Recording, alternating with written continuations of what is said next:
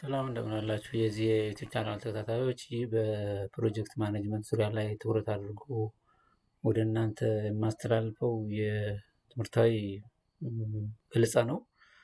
እንደወደዳችሁትና እንደምትከታተሉት ተስፋ አደርጋለሁኝ። በባለፉት ቪዲዮዎቼ በተለይ ከዚህ በፊት የለቀቁት ቪዲዮ ላይ ከአዋጭነት ጥናት አኳያ የቅድመ አዋጭነት ጥናትና የደጋፊ ጥናት ወይም ሳፖርት ስተዲን ገለጻ አድርጌ ማስተላለፍ ይታወቃል።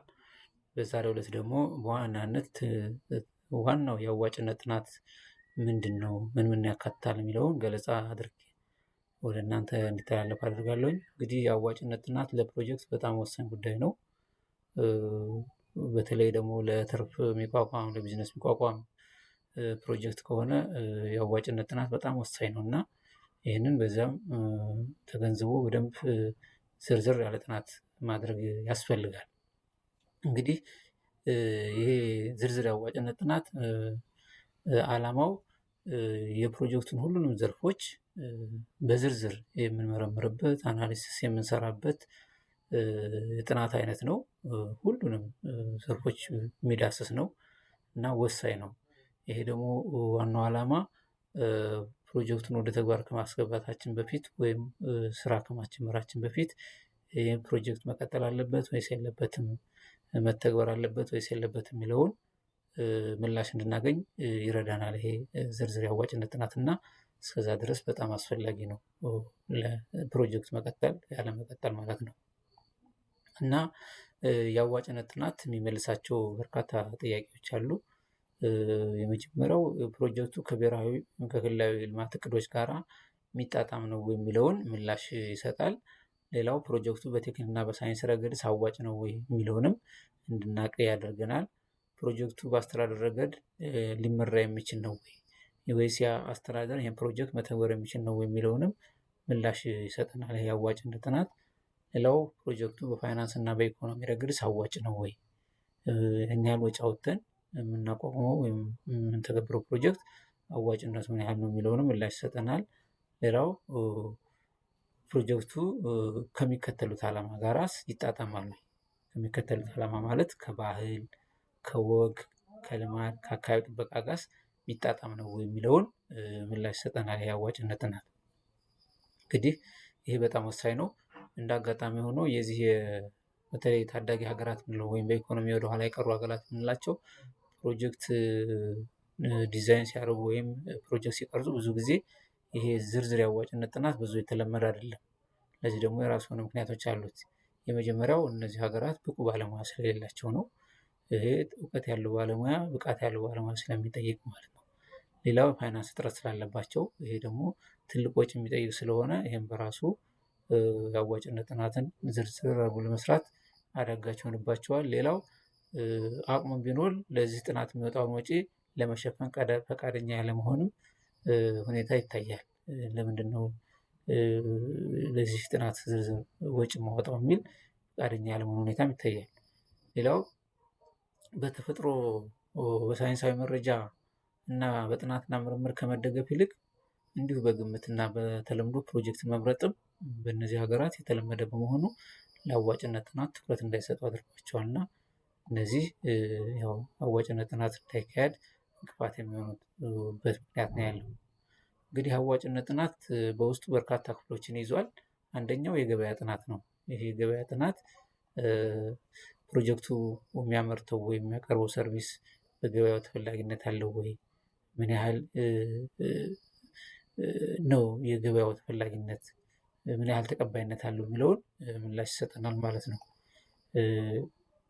ሌላው የዚህ የገበያ ትንተናው የሚመልሳቸው የራሱ የሆነ ዝርዝር ጥያቄዎች አሉት። አንደኛ ምርቱ ለውጭ ገበያ ነው ወይስ ለሀገር ውስጥ ነው የሚመረተው የሚለውን ምላሽ ይሰጠናል። ሌላው ገበያው የምርቱን መጠን ዋጋ ቅናሽ ሳይኖር ሊወስድ ይችላል ወይ፣ እኛ በምንፈልገው ዋጋ በሚያዋጣን ዋጋ ገበያው ይህን ምርት መረከብ ይችላል ወይ፣ ተጠቃሚው ሊወስደው ይችላል የሚለውን ነገር ምላሽ ይሰጣል።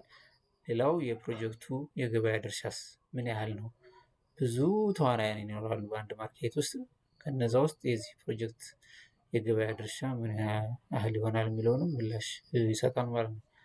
ሌላው በገበያው ያለን ስትራቴጂስ ምንድን ነው? የስርጭት ድርሻ ነው ያለን?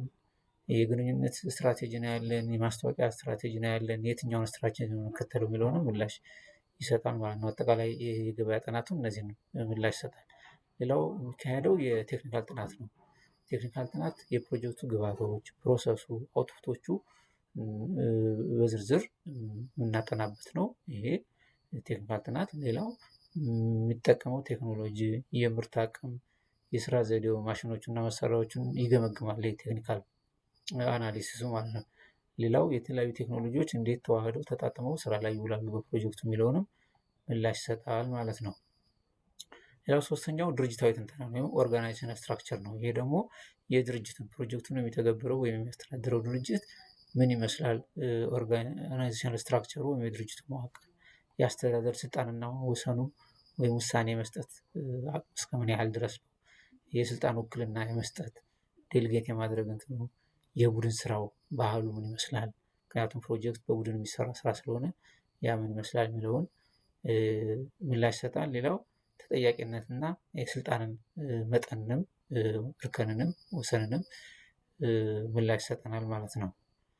ሌላው ፖለቲካዊና ህጋዊ ትንተና ነው። ይሄ ደግሞ የሚያተኩረው አጠቃላይ ፕሮጀክቱ ከሀገሪቱ ፖለቲካ ሁኔታና ህጋዊ ማዕቀፍ ጋር እንዴት ይጣጣማል፣ እንዴት ይመጋገባል የሚለውን ምላሽ የምንሰጥበት ነው ወይም የምናረጋግጥበት ነው። ዓለም አቀፍ ህጎች ጋር እንዴት ይጣጣማል፣ ብሔራዊ ህጎች ጋር እንዴት ይጣጣማል፣ የአካባቢ ጥበቃ ህጎች ጋር እንዴት ይጣጣማል የሚለው ጋር በደንብ ተንትነን ምላሽ የምንሰጥበት ነው ይሄኛው ክፍል ማለት ነው። ሌላው የፋይናንስ ትንተና ነው። ይሄ በጣም ወሳኝ ነው። በተለይ የፕሮጀክቱን ትርፋማነት፣ አዋጭነት፣ ኮስት ቤኔፊት ሬሽዮን ለማውጣት በጣም ወሳኝ ነው የፋይናንስ ትንተና እና ወጪዎቹ ምን ያህል ናቸው፣ ጥቅሞቹ ምን ያህል ናቸው፣ የገንዘብ ፍሰቱ ምን ያህል ነው፣ ትርፋማነቱ ምን ያህል ነው የሚለውን በዚህ በፋይናንስ አናሊሲስ ነው ምላሽ የምንሰጠው። ሌላው ኢኮኖሚያዊ ትንተና ነው። ኢኮኖሚያዊ ትንተናው ደግሞ ከፕሮጀክቱ ትርፋማነት ባሻገር ለአካባቢ ማህበረሰቡ እንደ ሀገር የሚያበረክተው አስተዋጽኦ ምንድን ነው የሚለው በዝርዝር ምላሽ የምንሰጥበት ነው። ይሄ ኢኮኖሚያዊ ትንተና ፕሮጀክቱ ለብሔራዊ ኢኮኖሚ ያለው ጠቀሜታ ከሻዶ ፕራይስ አኳያ፣ ከማርኬት ፕራይስ አኳያ እነዚህ በደንብ ተተንትነው ፕሮጀክቱን አዋጭነት የምናሰላበት ዘዴ ነው ማለት ነው። ስለዚህ ይህም በጣም ወሳኙ ክፍል ነው። ሌላው ማህበራዊ ትንተና ነው። ሶሻል አናሊሲስ የምንለው ፕሮጀክቱ በህፃናት፣ በሴቶች፣ በአካል ጉዳተኞች፣ በአረጋውያን ላይ ምን ተጽዕኖ ሊያመጣ ይችላል የሚለውን ምላሽ የምንሰጥበት ነው። የገቢ ስርጭትን ያሻሽላል ወይ፣ ማህበረሰቡን በሀብታምና በድሃ መካከል ያለውን ልዩነት ይቀንሳል ወይስ ያባብሳል፣ የስራ እድል ይፈጥራል የሚለውን በዚህ በሶሻል አናሊሲስ ምላሽ ይሰጣል ማለት ነው። ሌላው የአካባቢ ጥበቃ ትንተና ነው። አካባቢ ጥበቃ ትንተናም በጣም ወሳኝ ነው። ፕሮጀክቱ በተፈጥሮ እና በስነ ምህዳር ላይ የሚያሳድረው ተጽዕኖ ምን ይመስላል የሚለውን በደንብ ይተነተናል። አደገኛ ኬሚካሎችን ይጠቀማል ወይስ አይጠቀምም፣ የአካባቢ ጥበቃ ህጎችን ይጣረሳል ወይስ ተጣጥሞ የሚሄድ ነው የሚለውን ምላሽ የምንሰጥበትና የምንተነትንበት ክፍል ነው ማለት ነው። ሌላው የዚህ ተሻጋሪ ጉዳዮች ትንተና ነው። ተሻጋሪ ጉዳዮች ትንተና ማለት ክሮስ ከቲንግ ኢሹ የምንላቸው ብዙ አካላት፣ የብዙ ባለድርሻ አካላት ስራ የሆኑት ማለት ነው። ቀደም ሲል ለምሳሌ ይታወቅ የነበረው አንዱ ክሮስ ከቲንግ ኢሹ የዚህ ኤች.አይ.ቪ ኤድስ ነው። እነዚህ ጋር የተያያዙ የህዝብ ቁጥር እድገት፣ አስተዳደር፣ የአካባቢ ጥበቃ፣ የስራ ጾታ እኩልነት፣ የአካታችነት፣ የአደጋ ስጋት ቅነሳ፣ እነዚህ የአየር ንብረት ለውጥ፣ እነዚህ ክሮስ ከቲንግ ኢሹዎችም በደንብ አናሊሲስ የተሰርቶባቸው በግልጽ በፕሮጀክት ሰነዱ ላይ ይቀመጣሉ ማለት ነው። እና እነዚህ በአጠቃላይ የዚህ የዝርዝር አዋጭነት ጥናት በጣም ወሳኝ ነው። በጣም ወሳኝ ነው። ይሄ መታለፍ የሌለበት ነው። ከዚህ ተነስተን ከዛ በኋላ ፕሮጀክታችን በዚህ አዋጭነት ጥናት መሰረት ወደ ስራ ነው የሚገባው ወይስ አያዋጣም የሚለውን እያንዳንዱ መወሰን የሚገባው አካል እንዲወስድ እድል ይሰጣል ማለት ነው። እና ይሄ የአዋጭነት ጥናት በጣም ወሳኝ ነው። በዝርዝር ደግሞ እያንዳንዳቸው በተናጠል ከላይ ዋና ዋና ገለጻ ያደርጉባቸው በዝርዝር ደግሞ እያንዳንዳቸው ምን ባህሪ ያላቸው የሚለውን ደግሞ በሚቀጥሉት ቪዲዮዎች ገለጻ አድርጌ አስተላልፍላችኋለሁ።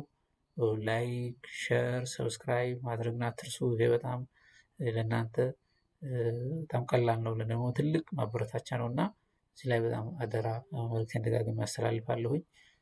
ከዛ ውጭ እናንተም በደንብ ጊዜ ሰጥታችሁ ትኩረት ሰጥታችሁ ብትከታተሉት ጠቃሚ ነገር ታገኙበታላችሁ የሚል መልእክት ነው ያለኝ። በሚቀጥለው ቪዲዮ እስክንገናኝ በያላችሁበት ሰላማችሁ ይብዛ። ደህና ቆዩ።